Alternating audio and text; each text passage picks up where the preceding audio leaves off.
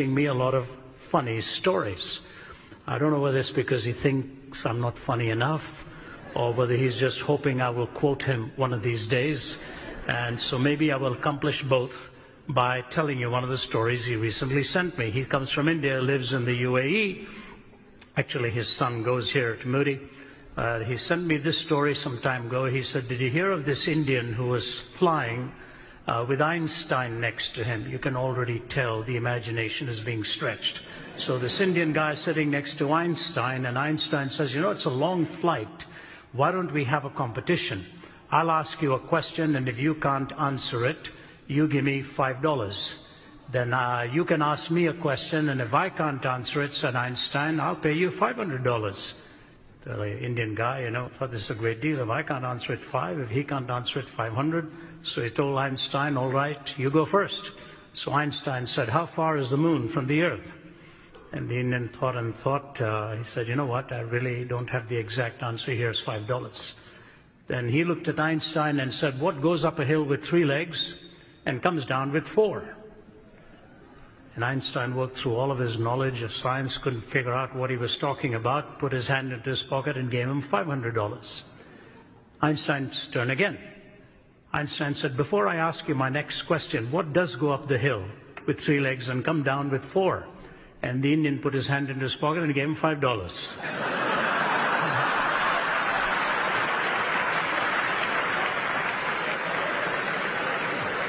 So the moral of the story is never get into a Q&A game with an Indian, especially if money is involved. One way or the other, they'll find it.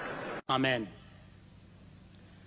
The story is an old one, but thankfully all old stories have at least a handful who have never heard of them.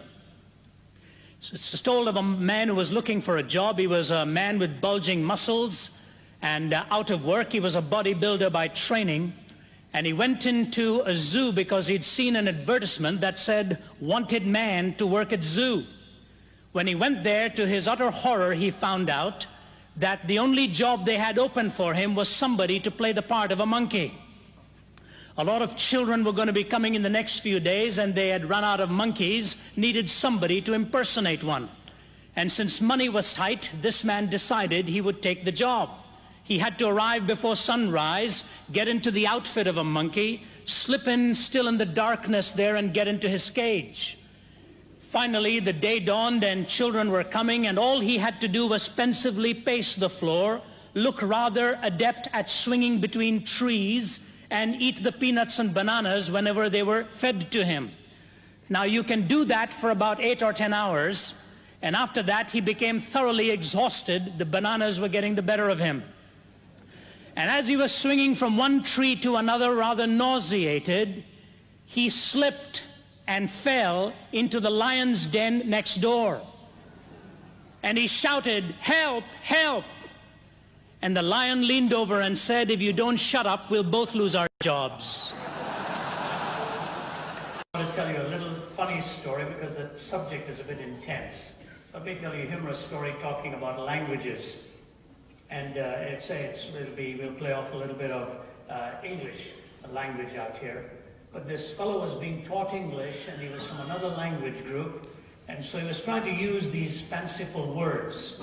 So he turned to one of his English-speaking friends and he said, "You know, the problem I have with English is that the meaning of the words so often is so vague-y." So the man said, "What do you say?" He said, "The meaning is very vague-y." He said, No, it's not vague-y, it's vague." He said, "There you go. Every time I want to use a new word, my tongue-y gets twisted out." The man said, "It's not tongue-y, it's tongue." He said, "Maybe I can help you with a grammatical rule here. Whenever you see a word ending with UE, the UE is silent. So it's not vague-y, it's vague. It's not tongue-y, it's tongue." The other fellow said, Okay, let's not argue about it."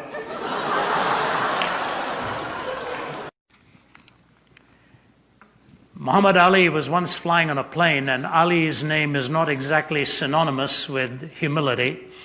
The great, float like a butterfly, sting like a bee, and the greatest, and so on. And they hit some moderate turbulence.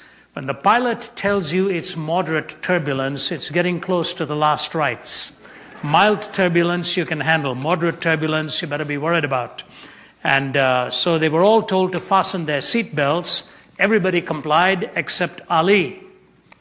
The flight attendant went over to him and said, "Sir, would you please fasten your seat belt?"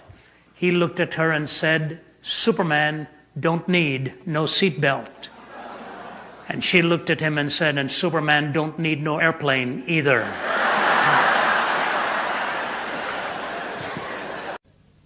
I had a classic story to illustrate this the other day. Two brothers who were real hooligans. They were evil men. And one of them suddenly died. So the other goes up to the pastor and says, "Pastor, I will pay you anything you want if you will take the funeral of my brother. And when you are burying him at his funeral, refer to him as a saint. Just call him a saint, and anything you want, I will give to you." So the pastor paused for a moment and said, "All right, I'll do that." And the day of the funeral came, the man was in the coffin and so on. And the pastor began, and then he started the eulogy. He said, "The man you see in the coffin was a hooligan. He was a liar. He was an adulterer. He was a rascal. He was a violator. He did every conceivable evil act you can think of, but compared to his brother, he was a saint."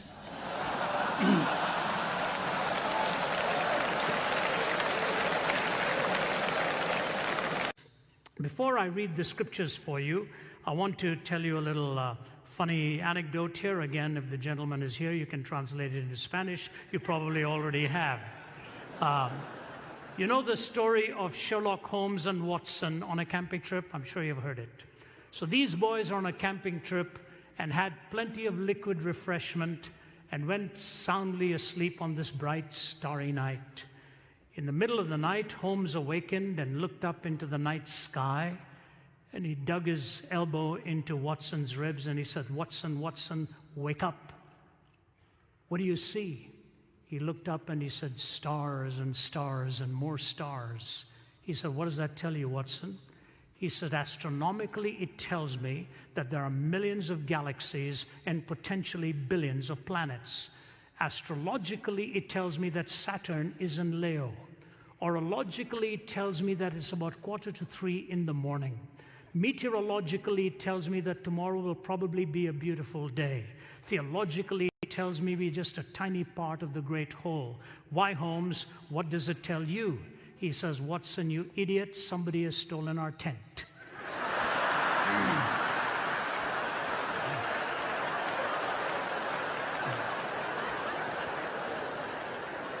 Some of you may have heard this story, which is a little bit funny, but it's also a little bit odd. It's about this guy a little boy, who wanted to get himself a bicycle, but he did not know how to pray. So he started watching Christian television so that he could learn how to pray. And one day he watched a very high church program, wrote down as best as he could, and that night he got down on his knees and did his best to pray in some highfalutin language. "Almighty and eternal God, if it is in your vast infinite plan that I get myself a bicycle, may it be according to your perfect will, world without end. Amen." And he woke up the next morning and went outside, and there was no bicycle. He was very disturbed by this, that his prayer wasn't answered. So he turned on the television again and decided to watch another Christian program. That night he got on his knees and he prayed thus: "Dear Jesus, I declare my need for a bicycle. And I declare also that it be blue and silver, and demand that it be here tomorrow morning by 5:30, because you want your children to prosper quite a bit, and I need my bicycle. Thank you. Amen." He got up early next morning, went outside. There was no bicycle. Now he was really troubled. He walked around the house, and the mother was watching him. She saw him go into her bedroom, and he saw a statue of Mary. And he picked up the statue of Mary, put it under his arm, and disappeared into the woods in the back. He came back about 10 minutes later with no statue under his arm. The mother wondered what had happened. She saw him going to his own room, got on his knees. She put her ear to the door and she overheard him praying, "Dear Jesus, if you want to see your mother again."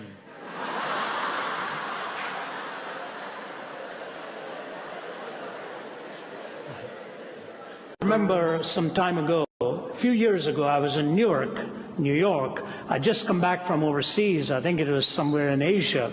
And it was a long 13 or 14-hour haul. And you get off, whether you're in the body or out of the body, you cannot tell. You just show up. And I was looking at the marquee at the gate that I was to leave from, but it didn't say Atlanta. It said another city. So I saw a lady sitting at the corner there. I said, "Excuse me, ma'am, is this flight going to Atlanta?"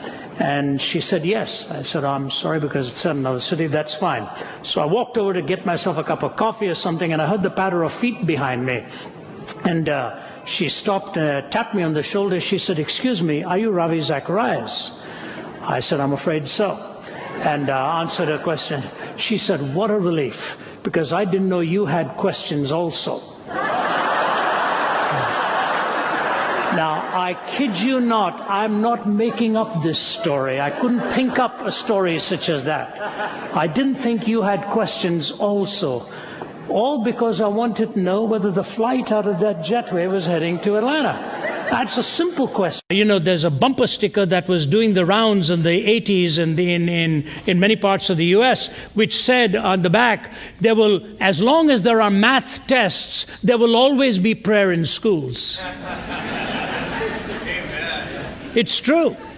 You can't ban a student from praying when he's looking at a question paper in an exam and he knows he's going to flunk it. You better believe he's going to call out to God.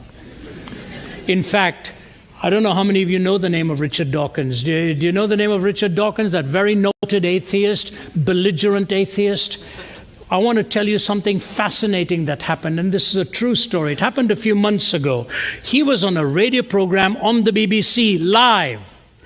And he was dialoguing with one of the ministers of St. Paul's Cathedral. And he was, as usual, Dawkins just very belligerent and hostile and verbose in all that he does to criticize believers. And he said, Christians are basically very unintelligent people. He said, if you want to ask an average Christian even to name the Gospels, they won't know it. They don't know it. And so the vicar just kept listening, and he said, "Richard, you're a very erudite scientist." And Richard's just nodding, He said, "Your favorite book is The Origin of Species, right, by Darwin?" He said, "Right." He said, "Richard, can you name the full title of the book?" This happened live. And Dawkins said, "Oh, yeah, I know it's a much longer title than The Origin of Species." So the vicar said, Go ahead. Name it for me." I'm quoting this to you now. Please forgive me. This is the way it went. Richard Dawkins says, "The Origin of Species, oh my God.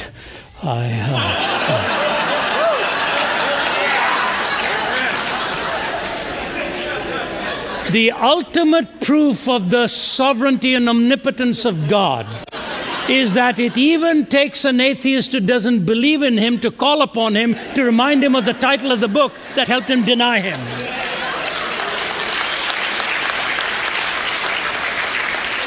And the next morning's newspaper said, and I quote, "It's been a bad week for atheists." I'll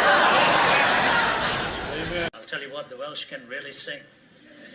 They can really sing. I think they're going to lead us in heaven. Even the little guys just belt it out. Somebody once said that the British Isles absorbed the gospel for different reasons. The Welsh liked it because they could sing about it. The Irish liked it because they could fight about it. The English liked it because they could talk about it. And the Scottish liked it because it was free.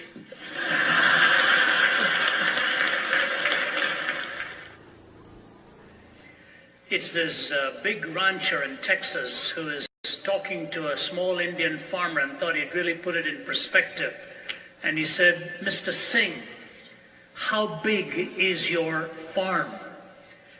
And Mr. Singh looked at him and said, "You see that lamppost out there about 50, 60 yards away, and you see another lamppost out there about 50, 60 yards away. That's about how long my farm is, how wide my farm is. The Texan said, you know what? If you were living in my ranch and you got into my car at sunrise and you drove and drove and drove and drove, about 3 hours later, you'll just be reaching the end of my property line. And the Indian said, you know, I used to have a car like that at one time as well.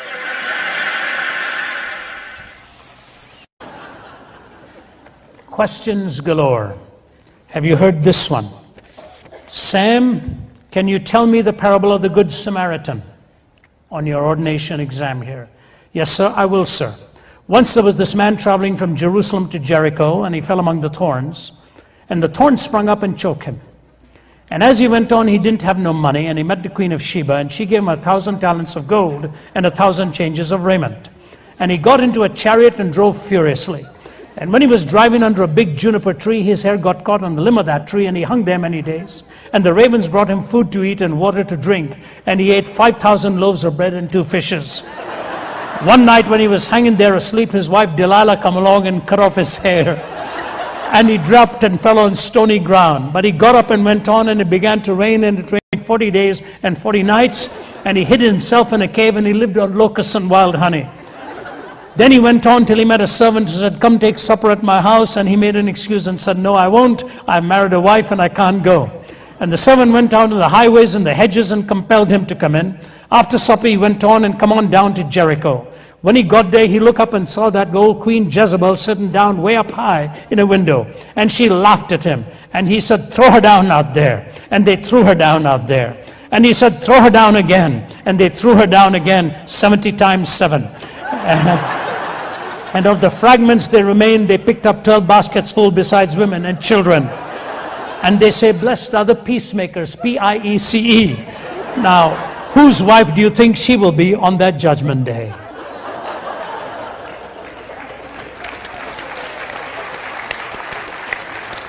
That's brilliant. Great story, wrong context. And you know what? I think the day is going to come when people won't even laugh at that story because they won't know what's so funny about it. They will not know enough of the biblical narrative in order to see the messed up context of what this creative genius has done.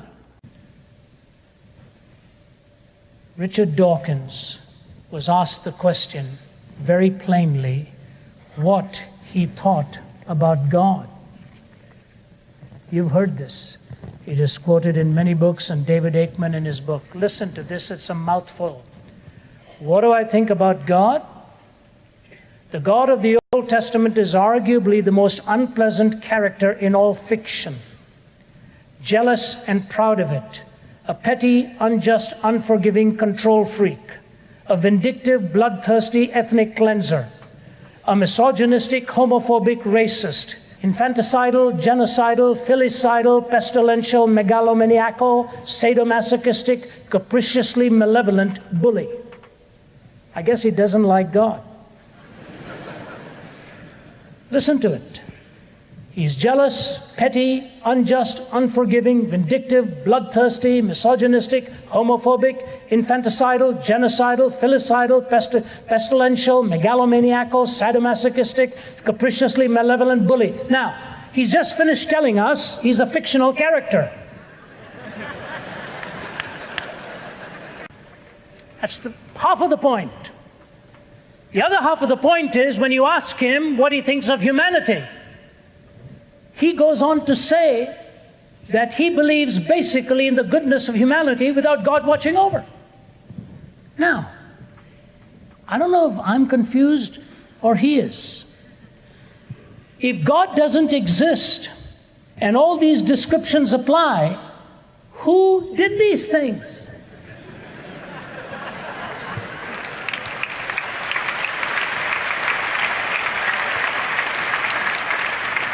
A person is deluded when they believe something contrary to all the evidence. Who is deluded? Who wrote the Old Testament if God didn't inspire the words? Humanity. That would be his answer. Then who ordered all those things? Humanity. Why on earth are you so big on humanity and so small on God when humanity manufactured the God that you deny?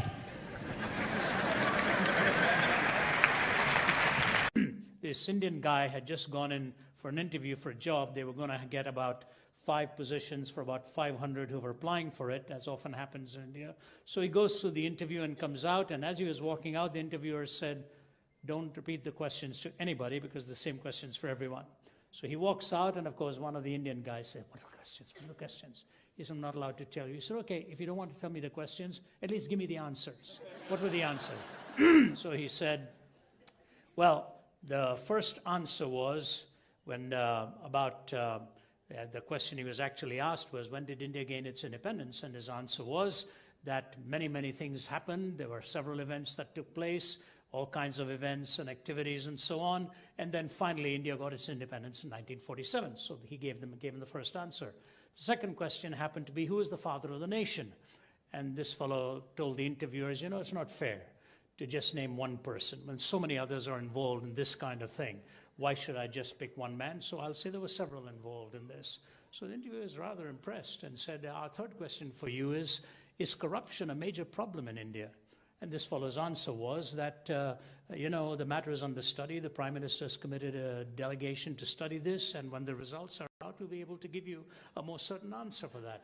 So he said, oh, wow, that's pretty good. So he gave this fellow the 3 answers. Many things took place, a lot of activities, and then 1947 it all came together. Who am I to call one person father? Many were involved and so on. The matter is being studied by a Prime Minister committee. He gave him the 3 answers. So the fellow walks in. And the interviewer is going through his form. He says, this is not complete. What is your date of birth? He says, actually, many activities took place long before. And there were a lot of things that went on and on. But it all finally came together in 1947. He said, what is your father's name? He says, who am I to pick one man? So many people involved in this, and it goes on and on and on. So one the interviewer says, are you off your head? Are you crazy? He said, well, the Prime Minister has appointed a committee to study the question, and I'll let you know afterwards. And so I just leave you with that, and let's meet afterwards. Hey, Ethan, we want to chat with you. You're the kind of guy we come here for. So afterwards, you come here and we'll chat with you. Come here, give me a shake hand. Bless you, brother. Thanks, buddy. Thank you.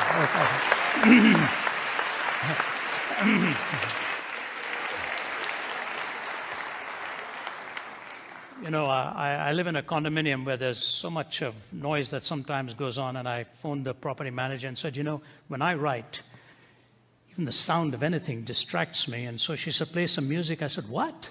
I was a lousy student. I hardly ever ate lunch because I never did my homework, and my teacher in the 3rd standard, Mrs. Nelson, would make me sit outside the tent at Delhi Public School during lunch and do my homework. Because instead of doing my homework, I was playing cricket the previous day. Some months ago, I was in a plane from Dallas to Atlanta, and there was an Indian guy with all of his funny stuff, the high-tech stuff. He's working on 2 or 3 things at the same time. He even had something dangling from the window to give us the flight paths. I said, this guy is quite sophisticated. All I can do to press my BlackBerry buttons and my computer to say undo, undo, undo. So finally he looked at me and he said, you're a reader. I said, yeah, how do you guess? He said, you're reading. And he looked at me and he said, Delhi, Hindustan se ho? Are you from India? I said, yes, sir. I said, you too? He said, yes. I said, where are you from? He asked me. I said, I'm from Delhi. I lived in Delhi till I was 20. He said, really? Where? I said, Sundarnagar, Kakanagar area. He said, oh, I used to live in Sundarnagar. I said, wow. He said, did you go to DPS, Delhi Public School? I said, yeah. He said, this is amazing. I said, yeah, I went. He said, you went to DPS? I said, yes. He said, were you ever a student of Mrs. Nelson? 3rd C. They sent the worst students to Mrs. Nelson. And I qualified at the top of that list. Her favorite line was, Thappad khayega muh par. In Hindi, it meant you're going to get a slap on your face. And I did. And it was unfortunate because nobody told me she was a left-hander. So the first time I'm standing in front of her, not having done my homework, I'm watching that right hand. You know, I'm going away and away and away and wow. So he says, you were in Mrs. Nelson's class? I said, yes. He said, me too. And then he raised his hand and gave me a high five and said, we made it, we made it.